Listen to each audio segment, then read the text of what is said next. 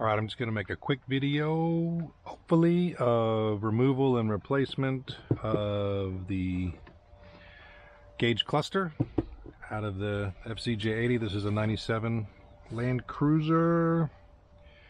And to start, I've got 4 tools. I've got a long Phillips screwdriver, a shorter one, regular size, a pick for connectors, or there's some little tabs we need to move, and a little panel pry just in case one of the panels sticks.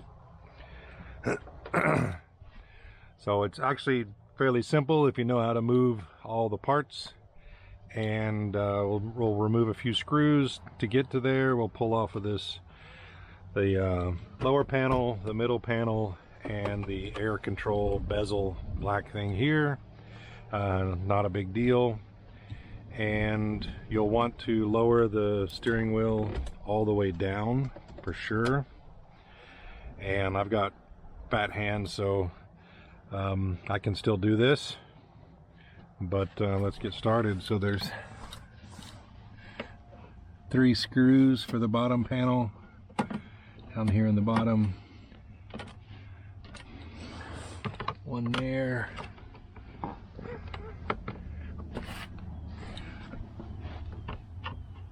one down here,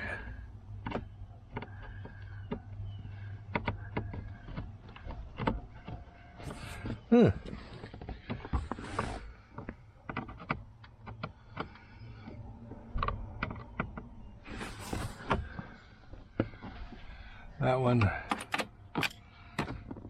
that little one, and then there's one more right over here.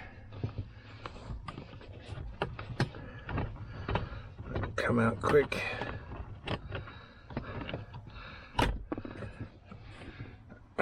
Three screws there. Now I've pulled these panels off a lot rebuilding this truck, so all these clips come out pretty easy for me. Just want to give a little pull, and this will come off. We'll go ahead and remove the speaker wire. This connector's a little funky. You have to bend it up. Actually, it goes in sideways, so hold these little clips open and the connector comes out the side. If I can get it. There we go. There's a little tab on the end there you can pull on. And I leave these connected and just hanging out down here for now. We don't need to pull off the bottom metal panel for this job. And we'll come up here and pull off the center section here. There's some tabs over here we have to pull out with a little yank. Here, and there. And then, like I said, I've got fat fingers, so it makes pulling connectors a little hard, but we'll pull off. I've got an extra light switch over here we're not going to pull off. You probably won't have that, or you might have something else. So that's the dimmer switch, and then mirror controls down here, and then diff locker. Not everybody has that either. But I'll get in here.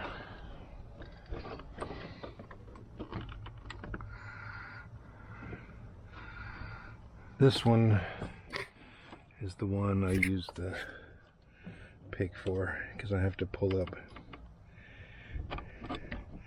in here to pull it out.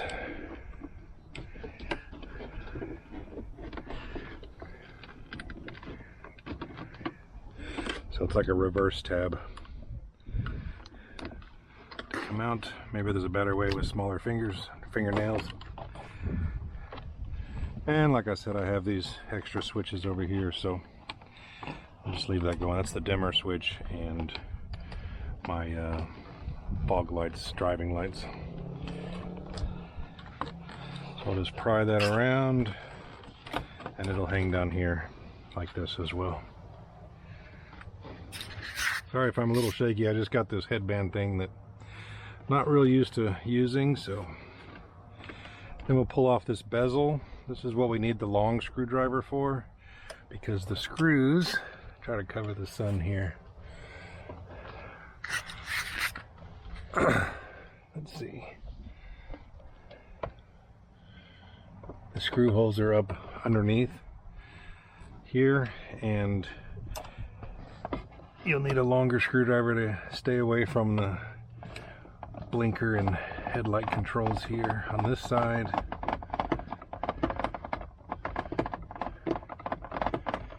This screw comes out, put it down here, same thing on the other side.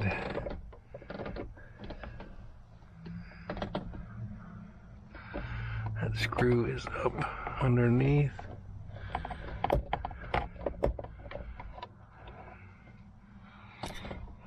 And that's it there. Then this front bezel, you want to be careful. It holds onto your air vent thing, so I know those can be brittle. Mine broke over here on the left, so I used some gum wrapper or something to hold it together. But it will come out with a little bit of enticement.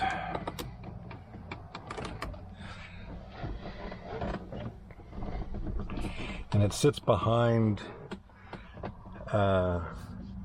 the stereo AC controls thing here, so you'll end up having to pull it out from behind this as well to get it out.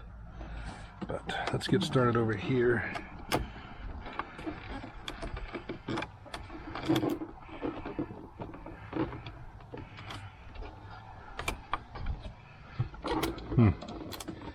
This went a lot easier last time. There we go. It has to pop out from behind the dash molding there a little bit. And the other side, the same. It comes out behind the dash molding. Doesn't seem like it will, but it will. Then it'll pop out in front of the dash bezel above the AC controls. And we're gonna bend this around and pull it out like this. Set this down here. And now we've got access to the cluster. The cluster has 4 screws holding it on. There are 2 here down at the bottom, one here and one across behind the key slot over here. And then of course these white tabs up at the top, one here and one up here. So we'll start taking these out with our shorter screwdriver. Try not to drop the screws down inside the dash.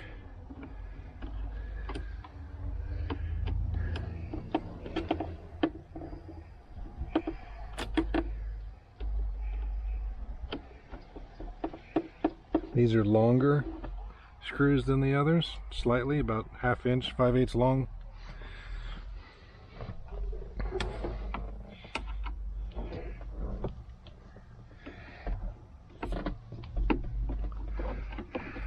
Take this one out. This is a magnetic screwdriver, so it'll hold onto the screw, but I'll try to hold onto it just in case.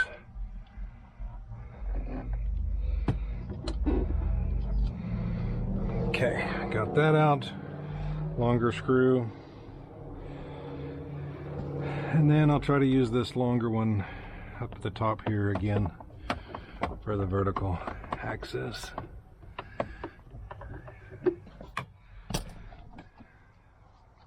I do have a light here I can use if necessary.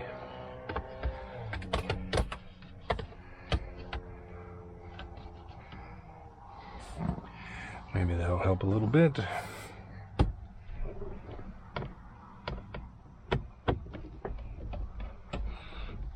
Bright lights just make shadows.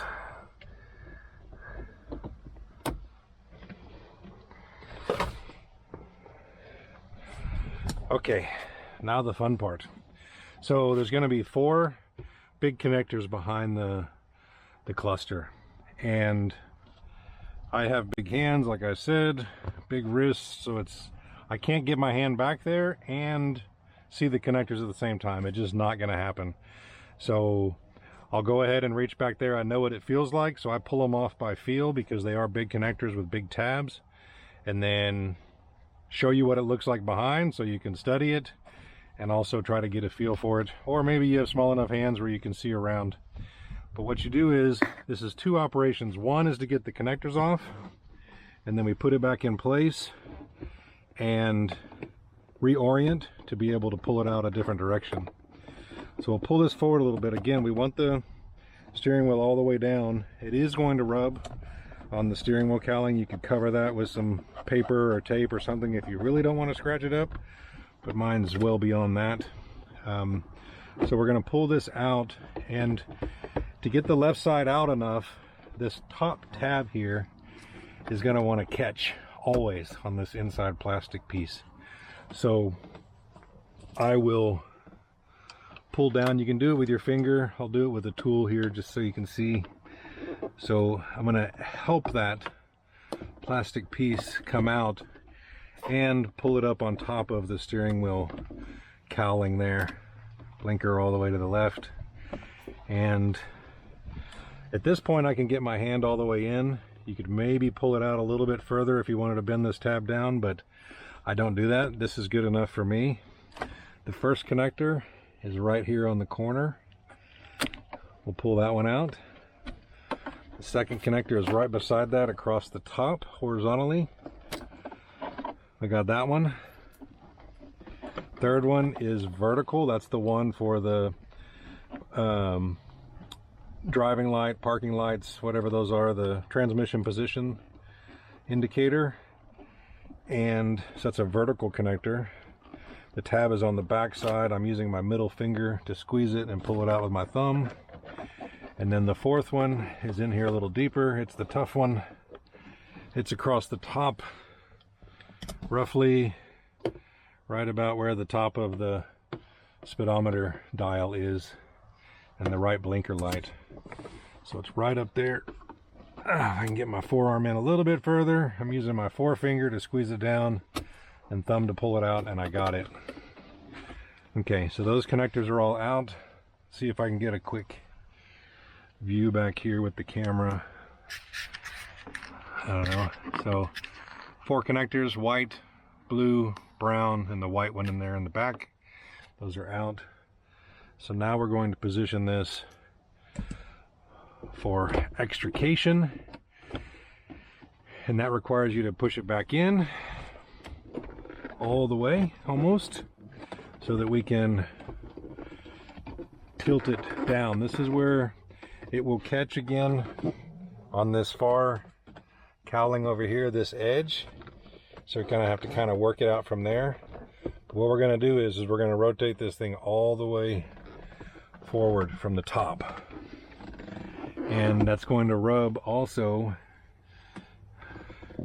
back here on this right hand white connector on the back side. So you're going to have to give it a little bit of squeeze through there. I'll pry up on the dash a little bit, and it pops out like this. And then bam, this comes right out.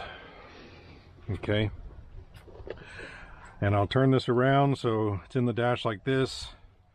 So this is the far side. You can see where these connectors go. There's ribbon connectors in here. There's the far one in the back at the top of the speedometer dial. Here's the vertical one for the transmission position indicator. Here's the one across the top, and then the one that's really easy to get to, it's diagonal on the corner. So 2 flat across the top, 1 vertical in the middle, 1 diagonal on the corner. And you're out. So I need to replace my seat belt indicator. It's one of these. I'll have to look on a chart and figure out which one that is. That went out as well. My fuel low light, I replaced it with an LED bulb, and while it is bright and whatever, it does not go off. So I've heard that that can be a deal. So I'm going to put the original, my my low fuel light was always good anyway. I didn't really need to replace it, but I did. So I'm going to put the original OEM back in this location for the low fuel light, and hopefully it will go off when the tank is full. Otherwise, I've replaced all of these with LEDs. I guess let me show you one more thing. If you want to replace the transmission position indicator, this comes out, but these are plastic tabs, and again, they will be brittle. My last one, this is a replacement. My original OEM, I kind of tore up a little bit because I didn't know what I was doing. Hence the video here. So you have to pry in 2 tabs, one here, and then one on the opposite side here, and it will come out vertically as like a cassette. So sometimes I have to pry up a little bit to get these started because I don't have 3 or 4 hands. Let's see how this will go.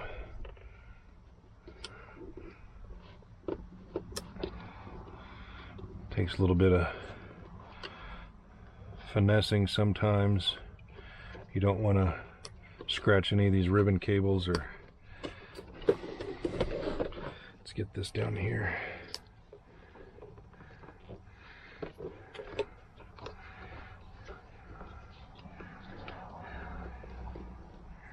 There it goes. Okay, so this end is up. I'm going to hold it up here with my fingernail and try to get this side up.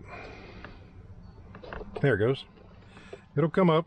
Not too bad. There's no clicking or anything. It's just sort of a friction fit, and it will come out. And then you have all your bulbs here. This is your drive light, the famous drive light. I have replaced it with a brighter LED. All the other ones were good. I did switch them around a little bit from, you know, I found another one of these at the junkyard. Actually, this is the one I found at the junkyard because my old one was bad. I swapped out whichever bulbs were the brightest, and I ended up still sticking with an LED on the drive light because the factory one is just too dim. So this slips back in, and that's that. I will do well, I need to work on this, but I'll go ahead and show you how to get it back in. It's the opposite. This slides right back in. You kind of get it lined up. Need to put that, make sure that corner is starting to get behind that bezel there, and it will just pop back in. You get it all the way sort of back in where it wants to go. You got to get that corner in. There it goes first, and then you can do it again here. Pull this out. The connectors aren't on it, so it's easier to pop out here. Put it on top of the cowling here, and then I can get my hands in and start reconnecting the connectors. It takes a little bit to learn how it goes. I've done it probably 5 or 6 times now, and not so bad. And the connectors, you could probably put a little bit of WD-40 or whatever on the side rails of those connectors just to keep them lubed up a little bit, and you'd be good. All right.